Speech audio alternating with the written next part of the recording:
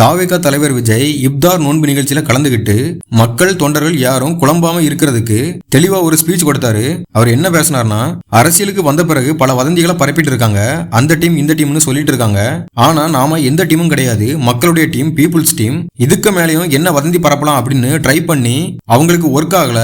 அதுக்கப்புறம் அந்த கூட்டணியில சேர போறாரு, இந்த கூட்டணியில சேர போறாரு அப்படின்னு பொய்யா பிரச்சாரம் பண்ணிட்டு இருக்காங்க.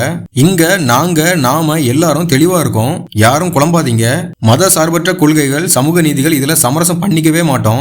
நம்மளுடைய தலைமையில தான் ஆட்சி, அதுல உறுதியா இருக்கிறோம். முதல் மாநாட்டுல சொன்ன மாதிரி தான் இப்பவும் அரசியல்ல நம்ம எதுலயும் சமரசம் செஞ்சுக்க போறதே இல்ல. அதனால எந்த அவதூறுகளையும் நம்பாதீங்க. எல்லாம் வல்ல இறைவனின் அருளால் நம்ம நினைச்ச டார்கெட்டை கண்டிப்பா அடைய முடியும் அப்படின்னு கான்பிடண்டா தலைவர் விஜயே பேசிட்டாரு. இதுக்கு மேல என்ன வேணும்? இனியும் எவ்வளவு அவதூறு பரப்பினாலும் தலைவர் விஜய் தெளிவா இருக்கிற மாதிரி மக்களும் தெளிவா இருக்காங்க. வரப்போற சட்டமன்ற தேர்தலில் 234 தொகுதியிலையும் டிவிகேவோட வெற்றி நிச்சயம்.